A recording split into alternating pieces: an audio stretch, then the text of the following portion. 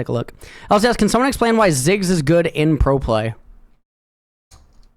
After seeing TLA Appa's past couple of games in LCS and reading this tweet from LS, I'm curious why Ziggs is an effective pick in pro play. Especially since I've never seen much of Ziggs in my own game except for ARAM. Can someone explain?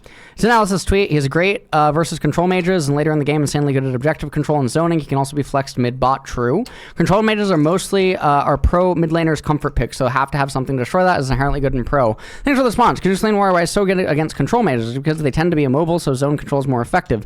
Control mages often have mid-level range and low sustain, making it hard for them to actually... Oh my God, Reddit is actually fucking... I've never been so proud of Reddit. To actually do stuff while also maintaining a reasonable amount of health in fights against a champ that basically creates a zone of avoid or lose 50% HP everywhere. True! Oh my God! Now let's hates the theoretical counter to Ziggs engage dives. One of the churches frameworks is and other artillery meters have basically no... That's not true. What are you saying? It's not true. That's not true. True. Champion pick isn't sinning or bad if it directly is suffocating the enemy pick. This also goes in line with the sinless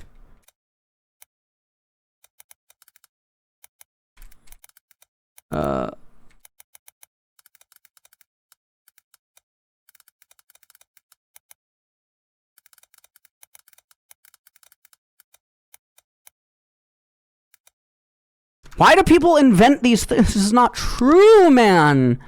So let's go over Ziggs' counters.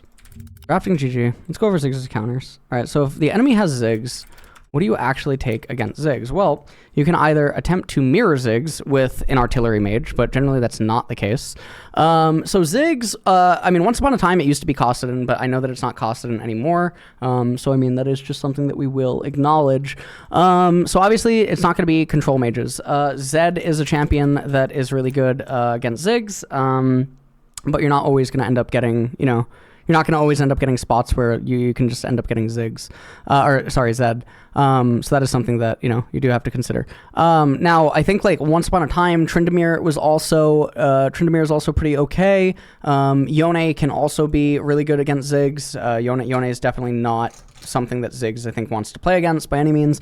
I think Yasuo in general is also very good against Ziggs, but it depends on the surrounding team composition, so I don't think that that's really bad. In theory, you could have a champion like Vex, but Vex is literally just one of the worst champions in the entire fucking game, so you're not going to end up going Vex. And then you have like obvious answers like other artillery mages that are equally like very, very long range, because in a weird way, the true control mages, you know, now normally it's the trio, right?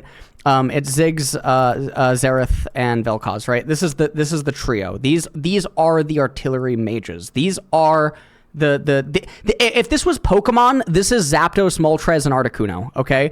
Now, I understand that one of them's pink. Look, it's a shiny. So that's exactly how it is. These are basically Zapdos, Moltres, and Articuno.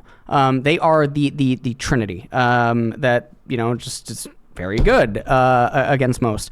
Now, the thing is that these champions, I mean, obviously, yes, they do have specific hard answers to them that can end up getting on top of them and end up causing a lot of problems for them inside of the game, but some of them aren't just actually mid laners. Sometimes they're answered by like other role champions, right? Like Camille could be like a champion that would end up answering it or something. Echo was another champion that is very good against these types of champions, right? Echo is another really good one. So this is where it begins, because if you take these champions, okay, if you have these champions on this side, well, then you ask, well, okay, what ends up beating these champions? Well, now there's a couple of answers to what beat these champions. Obviously, the mid lane tanks will beat these champions. So if you have like, you know, Scion and you have Ornn and, you know, you have these types of champions, or, you know, you have like Aurelia, another bruiser or something in mid lane, you're going to start having problems for some of these champions, right? Riven would be another one that these champions are going to start having problem against, like mid lane Riven. Obviously very, very, very rare. But it is something that I do want to bring up. So it creates like this pentagon cycle. Now the problem is that in pro play, you never get to the Zapdos, Articuno, and Moltres because everyone is just fucking getting bored and speedrunning and shit, and you never reach that stage of the cycle because no one wants to play these champions, and they will come up with a million reasons as to why you can't play these champions that are literally, it's just totally bullshit.